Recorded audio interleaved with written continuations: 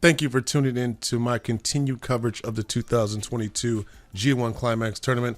I am on day 12. Once again, we have 5 matches to go through, so let's go ahead and get started.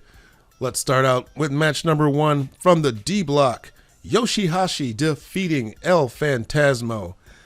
And in true Kevin Kelly fashion, the finish is ruined right away because he said Yoshi has never gone 2-1 in the G1 Climax. So, needless to say, YOSHI-HASHI won and is 2-1 for the first time. It's a good match. Nice back and forth action between these two. ELP shined with his high-flying skills. Yoshi showed resilience and toughness throughout the match. Both guys beat the hell out of each other. Yoshi got them hands. He is very underappreciated as a striker. Nice ending sequence. Yoshi hits the destroyer on ELP and then drops him with the karma for the pin. YOSHI-HASHI with 2 points. El Phantasmo still at 2. In the next match from the A block, we have Lance Archer defeating Toru Yano. Lance doesn't want any funny business in this match. He is all business. Early on, this match almost ended prematurely. Lance had Yano taped to the barricade, and Yano almost got counted out because he couldn't get the tape off. Even with the use of scissors, he must have had like them kindergarten scissors that don't cut shit, not even paper. This led to the referee having to do a really long, slow count. It sounded really bad.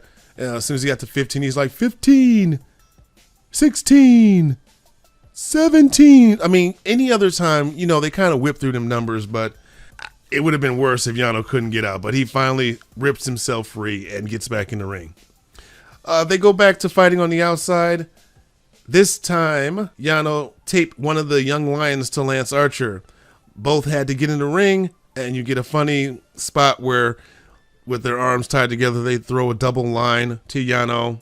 The young lion is slammed on top of Yano. Then Lance Archer choke slams the young lion because he served his purpose. Lance finishes Yano with the blackout.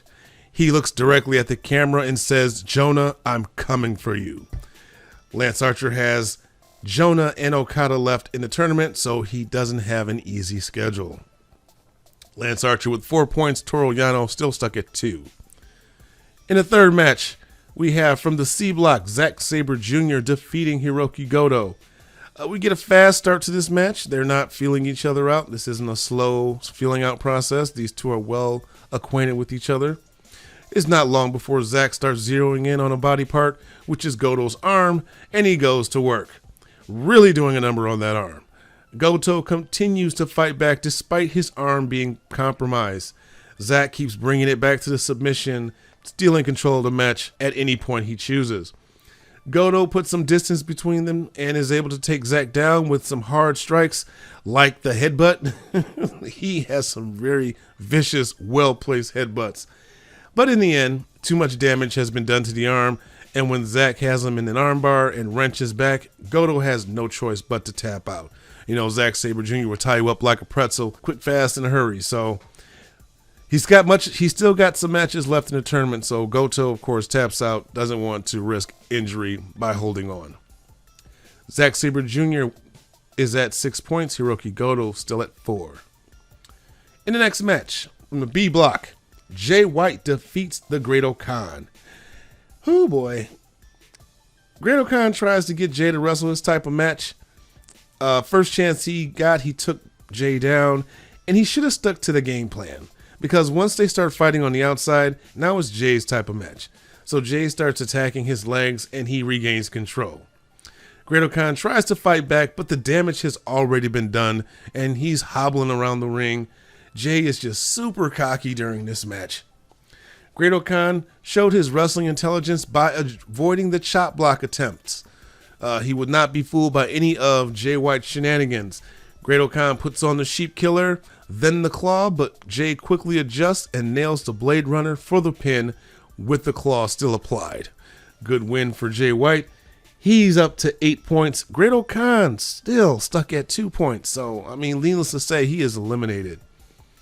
In the last match of the D block, we have Shingo Takagi defeating Will Ospreay. Yes, this is a rematch from the 2021 Taco Show. These two have great matches together. They never met for the rematch for the title because, you know, Will Ospreay got injured. He was stripped from the title. Shingo and Will Ospreay never got the rematch. Okada won the G1, and he beat him at Wrestle Kingdom. Will Ospreay had to challenge Okada, and of course, he did not win that match. Anyway, let's get back to this match. This had a big match feel to it. Ospreay always has unique reversals, like he did a front flip out of a DDT. It's a joy to watch these two work. Their intensity is just off the charts. I can't do this match justice describing the moves and spots. You have to see it for yourself. I'm guessing that if you're listening to this, you had to have seen it, so you know what I'm talking about. Towards the end, Shingo tries to use a Stormbreaker. Will escapes, and he does a Made in England. But in the end, it's the last of the dragon that puts Will Ospreay away. Shingo getting the victory. Woo, what a match. This was the best match of the tournament. I enjoy watching these two go at it.